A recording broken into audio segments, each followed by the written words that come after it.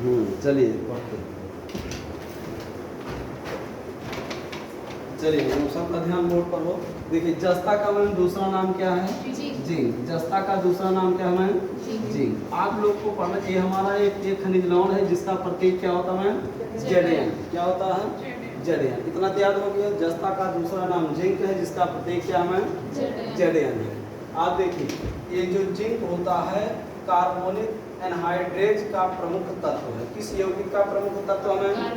हाँ, इस यौगिक का नाम फिर से बोलिए, क्या लिखा गया है? अगर आपसे पूछा जाए जिंक किस यौगिक का मुख्य तत्व है?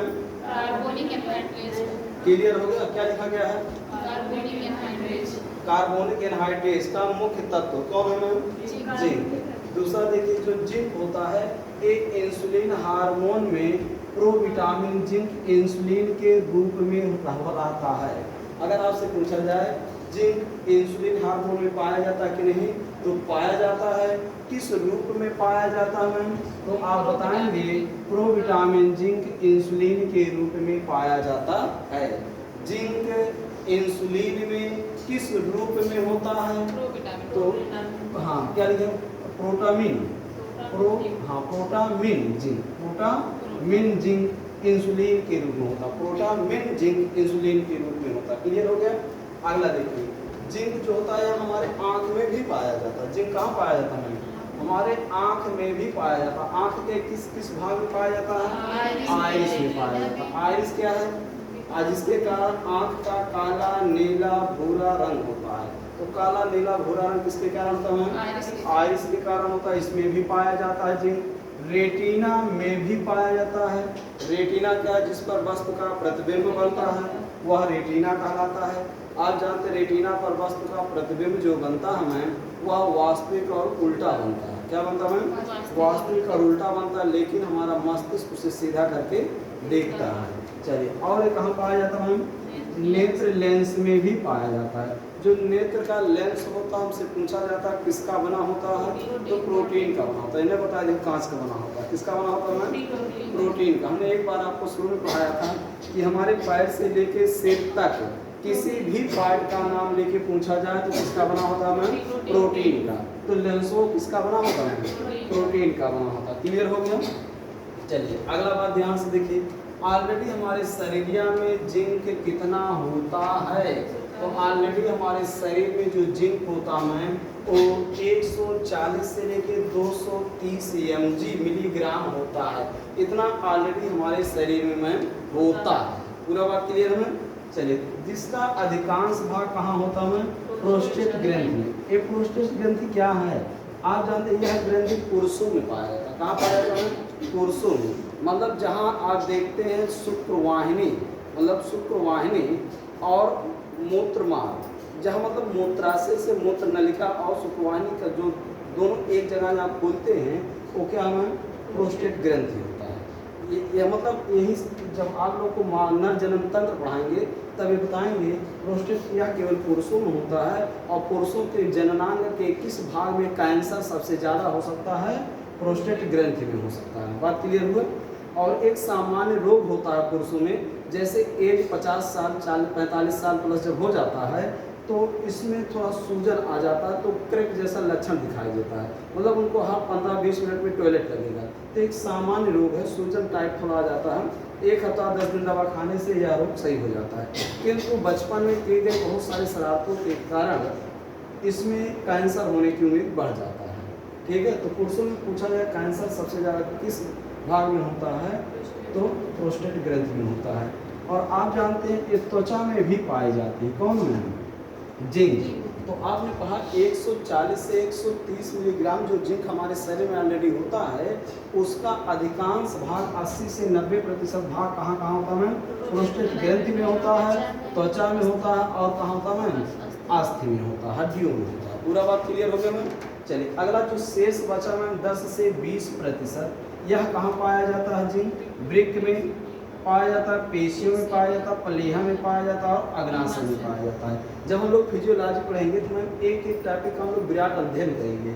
जो वृक्क मतलब गुर्दा, किडनी, जो किडनी होता है इसका कार्य होता है रक्त को फिल्टर करना, छानना। रक्त को छानने का कार्य अर्थात रक्त का एक प्रकार शुद्धिकरण करता है। कौन करता है? ब्रेक करता है। और पेशी आप जानते हैं हमारे शरीर में लगभग 639 मांसपेशियां होती हैं। तो कुछ मांसपेशियां ऐच्छिक होते हैं, कुछ मांसपेशियां अनैच्छिक होते हैं। वह मांसपेशी में जो हड्डियों से जुड़ी होती है वो ऐच्छिक होती है, वो हमारी इच्छा के अनुसार कार्य करता है। लेकिन वह मांसपेशी जो हड्डी से नहीं जुड़ी होती है वो अनैच्छिक होती है, वो हमारी इच्छा के अनुसार कार्य नहीं करता है। प्लीहा आप जानते हैं रक्त स्टोर होता है। रक्त कहाँ स्टोर होता है? प्लीहा में। और रक्त मरता भी कहाँ में? प्लीहा में। इसलिए रक्त बैंक तथा रक्त का कब्रगाह किसे कहते हैं? प्लीहा को। यह अग्नाशय एक मिश्रित ग्रंथि है। अग्नाशय क्या है? एक मिश्रित ग्रंथि है। इसमें 10% अंतःस्रावी कोशिका और 90% बाह्यस्रावी कोशिकाएं पाई जाती हैं। तो जब अंतःस्रावी बाह्यस्रावी दोनों प्रकार की कोशिकाएं होती हैं तो वह ग्रंथि क्या कहलाता है? मिश्रित ग्रंथि। क्या कहलाता है? मिश्रित ग्रंथि। ग्रंथियां 3 होती हैं, बाह्यस्रावी, अंतःस्रावी, मिश्रित। तो मिश्रित ग्रंथियों की संख्या 1 होती है जिसका नाम क्या है? अग्नाशय। तो आप देखिए ब्रेक, पेशी, प्लीहा और अग्नाशय में लगभग 10 से 20% उपस्थित होता है। क्या मैम? जिंक उपस्थित होता है। ये भी बात क्लियर हो गया मैम। चलिए अगला बात देखिए मैम। अगला बात है क्या, जिंक जो होता है या घाव को भरने में सहायक होता है। जिंक घाव को भरने में क्या होता है मैम? सहायक होता है। आप जानते हैं कौन सा तत्व घाव भरने में सहायक होता है? जिंक। अगर पूछा जाए कौन सा विटामिन घाव भरने में सहायक होता है? Vitamin C. तो यहाँ जिंक आपने देखा कि यह घाव को भरने में क्या होता है? सहायक। अगला अस्थि के विकास में भी क्या होता है? सहायक। आपको आज पता है कि हड्डियों के निर्माण के लिए 3 चीज़ों का नाम हमें बताया। विटामिन डी हड्डी का निर्माण करता है। तत्वों की बात किया जाए कैल्शियम निर्माण करता है। और अगर बात किया जाए हार्मोन्स का तो पैराथार्मोन हार्मोन्स निर्माण करता है। लेकिन आप जानते हैं बहुत सारे अन्य तत्व भी अल्प मात्रा में पाए जाते हैं जो अपना अपना कार्य करते हैं ना। जैसे आप जानते हैं कैल्शियम फास्फोरस के कारण हड्डी हमारा ठोस होता है, किंतु मैग्नीशियम नामक तत्व के कारण हड्डी हमारा क्या होता है? कठोर होता है। तो अब अल्प मात्रा बहुत सारे तत्व पाए जाते हैं, अपना अपना सहयोग देते हैं। तो अस्थियों के विकास में जिंक भी अपना सहयोग देता है ना। लेकिन श्रेय अगर हड्डी का जाएगा मूलतः तो किसे जाएगा? कैल्शियम, क्योंकि कैल्शियम 99% होता है। और दूसरा श्रेय किसे जाएगा मैम? फास्फोरस। फास्फोरस 80% होता है। तीसरा श्रेय अगर जाएगा तो मैम मैग्नीशियम। मैग्नीशियम 60% होता है। बतिया समझ रहे हैं? अगला, यह मस्तिष्क के विकास के लिए भी क्या होता है? सहायक होता है। कौन? जिंक। मस्तिष्क के विकास और सामान्य वृद्धि में, शरीर के सामान्य वृद्धि में भी क्या होता है मैम? सहायक होता है। और आरबीसी के निर्माण में, लाल रुधिर कणिका के निर्माण में भी क्या होता है मैम? सहायक होता है। अंतःस्रावी ग्रंथियों के क्रियाशीलता में भी क्या होता है? सहायक होता है। और प्रजनन में भी या क्या होता है? सहायक होता है। इन सभी समस्याओं को दूर करने के लिए सबसे बेहतरीन चीज है 3 चीज। आप ध्यान सुनिए। एक 3 चीज हम आपको बता क्या दें? 3 चीज आपको बता देते हैं। मछली खाइए, अंडा, और क्या खाइए? अंडा खाइए और गेहूँ। मछली, अंडा, गेहूँ। बात समझ रहे हैं? हाँ। अगर जिंक को आप पर्याप्त मात्रा में लेना है तो जिंक पर्याप्त मात्रा में लेने के लिए आप क्या खाएंगे? मछली खाएंगे बेहतरीन स्रोत के लिए, अंडा खाएंगे और क्या खाएंगे? गेहूँ खाएंगे। इसका मतलब क्या? वैसे तो खाएंगे नहीं। मछली रोटी खाइए, रोटी मतलब गेहूँ, बात समझ गए? अंडा रोटी खाइए। हाँ मैम, तो मछली रोटी, अंडा रोटी, 2 चीज़ खाइए। देखिए मछली एक ऐसा प्राणिज भोज पदार्थ है मैम जो सबसे अधिक सुपाच्य होता है। ठीक है, मछली सुपाच्य है। ठीक, इसको खाने से 2 फायदा। पहला फायदा, आपके शरीर में जो वसा की कमी वो भी दूर हो जाएगा। दूसरा फायदा, आपके शरीर में जो प्रोटीन की कमी वो भी दूर हो जाएगा और ये आसानी के साथ पच जाता है। कौन? मछली। ठीक है, तो मछली, लेकिन कार्बोहाइड्रेट नहीं होता है। हमने आपको बताया है किसी भी प्राणिज भोज पदार्थ में कार्बोहाइड्रेट नहीं पाया जाता है। किंतु इन प्राणिज भोज पदार्थों में हमने बताया था दूध। दूध एक ऐसा प्राणिज भोज पदार्थ है जिसमें प्रोटीन भी होता है, कार्बोहाइड्रेट भी होता है और वसा भी होता है। ठीक है, इसीलिए दूध को संपूर्ण आहार कहा जाता है। कौन सा प्राणिज भोज पदार्थ है जिनमें तीनों पाया जाता है? तो दूध। लेकिन मांस हुआ, मछली हुआ, अंडा हुआ, ठीक है, यकृत हुआ, इन सब में केवल 2 चीज़ मिलेगा आपको। एक मिलेगा वसा और दूसरा मिलेगा प्रोटीन, लेकिन कार्बोहाइड्रेट नहीं मिलेगा। कार्बोहाइड्रेट तीनों मिल जाए, तो तीनों मिल जाए उसके लिए आपको क्या खाना चाहिए? दूध खाना चाहिए। क्लियर हो गया बात? तो आप यहाँ खाएंगे मछली रोटी, अंडा रोटी, है ना? तो मछली आप खाइए, बेहतरीन अंदाज में खाइए, और जिससे आप जानते हैं कि ये सारी कार्य जो हो रहा है। अब भाई मछली में देखिए, मांस से ज़्यादा प्रोटीन मछली में मिलता है। मांस में लगभग 18 ग्राम प्रोटीन मिलेगा और मछली में लगभग 31 ग्राम प्रोटीन मिलेगा। मांस एक जटिल भोज्य पदार्थ है, लेकिन मछली आसानी के साथ पच जाता, सुपाच्य भोज्य पदार्थ है। बताइए क्या खाना, मांस की मछली? हाँ, तो आज से मछली खाए ना। हाँ, कांटा वाटा सहित ना काटा है, तो मछली खाने से फायदा मिल गया। चलिए, हाँ नहीं देखिए, हम केवल बताने वाले हैं ना। हाँ, हम देखिए बताएंगे तो आप लोग खाइएगा, तब आप लोग की कमी कमजोरी सब दूर हो जाएगा। अगला, अब अगर कमी हो गया मैम, तो कमी हो गया क्या करना है? अब इस घाव भरने में समय लगेगा, तो अब घाव देरी से भरेगा। बतिया समझ रहे हैं? दूसरा बात, बौनापन, शरीर की वृद्धि में विकास रुक जाएगा। अब देख लो हमारा शरीर की वृद्धि क्यों रुक गई? क्योंकि जिस समय जबरदस्त आहार लेने का समय था, उस समय हम बहुत बड़ा संत बनना शुरू हो गए थे। अल्प ज्ञान बहुत खतरनाक होता है। हम जान लीजिए किशोरावस्था जब था, जबरदस्त आहार लेने वाला अवस्था था, तो किशोरावस्था से क्या बाल्यावस्था से, हम बाल्यावस्था किशोरावस्था दोनों बहुत बड़ा लापरवाही किए। दोनों टाइम नहा धो के 2-2 घंटा पूजा पाठ, एकदम लहसुन छोड़ दिए थे, प्याज छोड़ दिए थे, दूध छोड़ दिए थे, मांस मछली तो हजारों कोस दूर रहते थे ना, और शारीरिक कार्य बहुत ज़्यादा करते थे, और उसी में शरीर की वृद्धि हमारी रुक गई। जब पोषक तत्वों की कमी हो जाती है तो शरीर की वृद्धि क्या हो जाती है? अब पापा हमारे लंबे, मम्मी हमारे लंबे, छोटे भाई बहन सब लंबे, हमें छोड़ कर रहेंगे अपने कुकर में चाल से। नहीं, जैसे ये अनुमान लंबाई जो होता है आनुवांशिक है।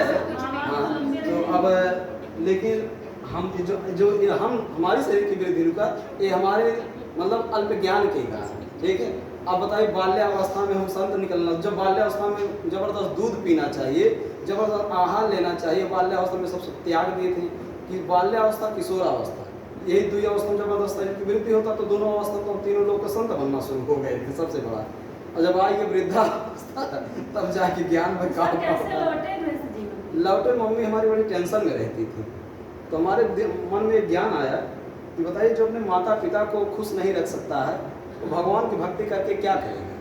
तो इसलिए हम सोचे चलो ठीक है, दूध खाना शुरू करो। मम्मी हमारी कहती थी, हमें नहीं कहने मांस मछली खाओ, हम कह लेकिन जो चीज़ खाना चाहिए उसको खाओ।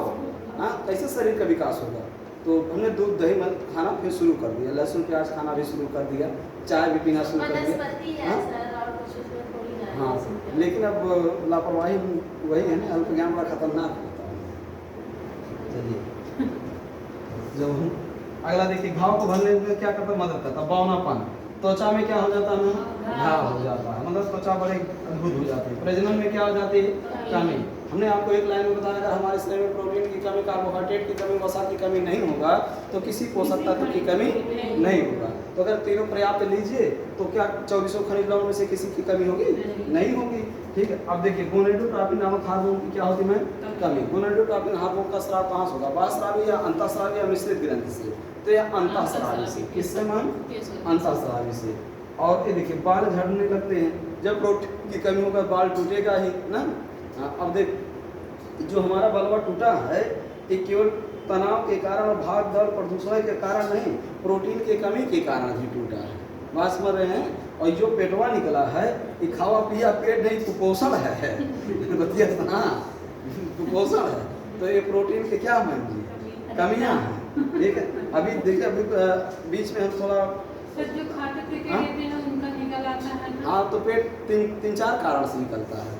देखिए, एक होता कुपोषण के कारण पेट बाहर निकलना, एक होता मोटापा के कारण पेट बाहर निकलना ना, और एक होता है कि फैटी लीवर वगैरह हो जाता है, लीवर के बढ़ने के कारण पेट निकलता है, और एक तो जन्मे कर तो शादी ब्याह हो गया तो पेट कुछ निकल ही जाता है ना। हाँ, तो ये जो मेरा निकला है इस समय उपयुक्त तो सभी। और पहले तो देखिए बचपन से ही कुपोषण के कारण निकला था। अब देखिए मांस नहीं है, अभी मेरा पेट अंदर हो जाए तो मैं एक दुबला व्यक्ति कहलाऊंगा, लेकिन अब हाँ तो इतना बात समझ में बाल झड़ने लगा। अगला कमेंट देखिए, अवशोषण। अवशोषण इसका कहाँ होगा मैम जी? सर्व भोजन का अवशोषण कहाँ होता है? छोटी आंत में। उत्सर्जन इसका आप जानते हैं 90% मल के द्वारा और 5% मूत्र के द्वारा। लगभग कितना होता है आप जानते हैं? 5 से 10% अवशोषण हो पाता है। और आप जानते 90 से 95% क्या हो जाता है? उत्सर्जन हो जाता है। तो लगभग 90% उत्सर्जन मल के द्वारा और लगभग 5% उत्सर्जन कैसे होता है? मूत्र के द्वारा होता है। दैनिक आवश्यकता देखिए, आरडीओ 2020 के अनुसार दैनिक आवश्यकता क्या है इसका? ध्यान से देखिए, सामान्य पुरुष को, आप पुरुष को देख रहे हैं तो 17 mg प्रतिदिन, स्त्री को कितना मैम? 13.2 mg प्रतिदिन, और गर्भवती माता को कितना लेना है? 14.5 mg प्रतिदिन। धात्री माता को कितना मैम? 14.1 mg प्रतिदिन। और 0 से 6 माह शिशु, देखिए 0 से 6 माह शिशु में किसी पोषक तत्व की कमी नहीं होती है। अगर माता कुपोषित नहीं है तो जन्म से लेकर 6 माह तक किसी भी शिशु में कोई चीज की कुछ भी कमी नहीं होती। लेकिन अगर माता कुपोषित है तो कमी भी हो सकती है ना। हाँ, अगला देखिए, इसके बाद आप देखें 6 से 12 माह में शिशु को कितना लेना चाहिए? 2 से 5 mg प्रतिदिन। किशोर बालक को कितना लेना चाहिए? 6 से 18 वर्ष के बालक को 17.6 mg, और किशोरी को, बालिका को 14 से 18 वर्ष बालिका को 14.2 mg प्रतिदिन लेना चाहिए। हाँ, 6 से 18 वर्ष बालिका है, सॉरी बालक। किशोर मतलब बालक, यहाँ किशोरी लिखा, बालिका। ठीक है।